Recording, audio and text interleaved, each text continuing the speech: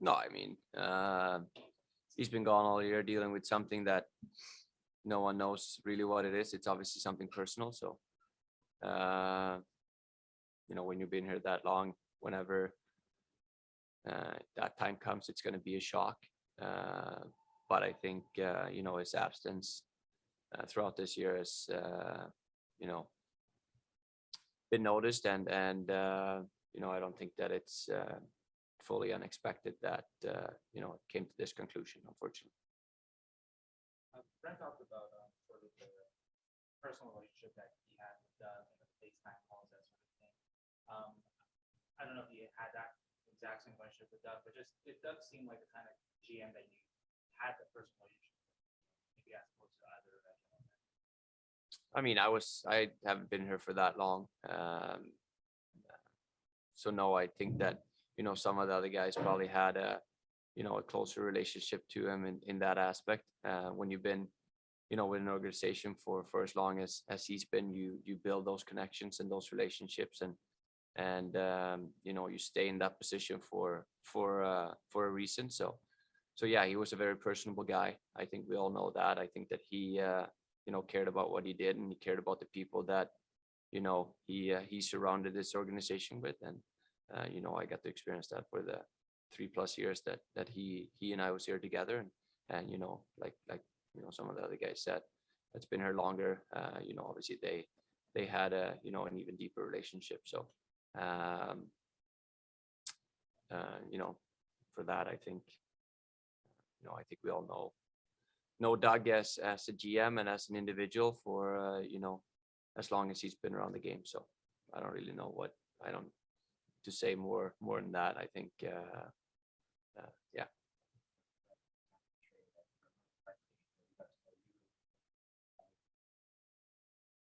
Was he a reason why you decided to? Yeah, I mean, obviously yes. He brought me here, and he signed me here, and he believed in me. So that's always something that's uh, you know that you're very grateful for and appreciative of, and yeah, here we are. I think one of the things from his legacy is going to be that he was always known as the GM who was willing to go make big trades or big swings, right? And obviously, you were one of them. What was that like from the time you got traded to the time that you signed? That you sort of learned about here and decided that you wanted to be here for years.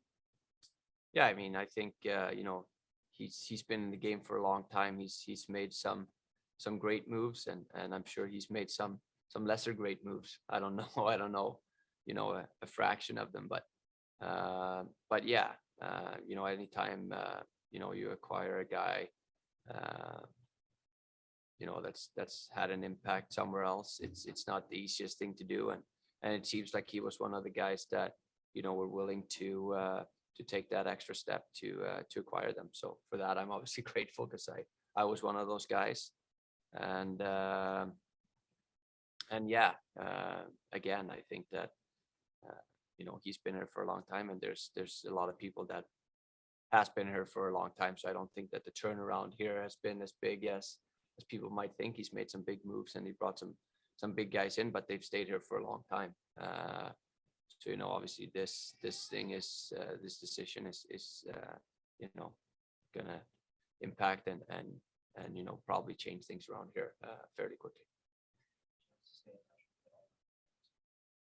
No, he texted me when my son was born. I can't say that we had an extensive conversation, but at least that told me that he's there, and he's still watching, and he's still following, even though communication, I think, since he stepped away, has been limited to none.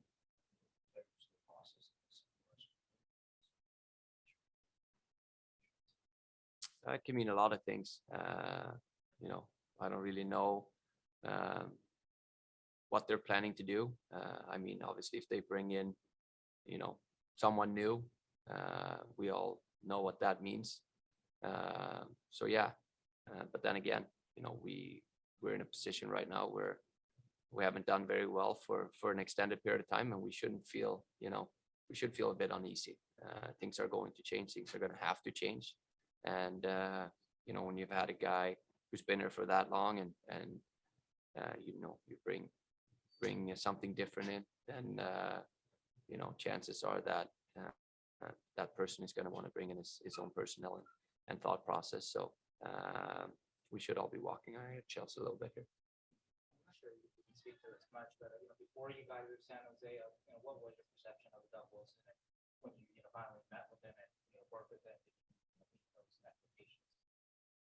Yeah, I mean, they've had a good team here for so long that even though you're in a smaller market, I think they've always been, San Jose Sharks have always been noticeable and always been around. And Doug's name has always been, on Sports Center up in Canada. So it's obviously someone that I knew about, his playing career as well. So when I first got to meet him, he's a very humbled man. He's a very down to earth guy that connects to you on a personal level before you go to the professional.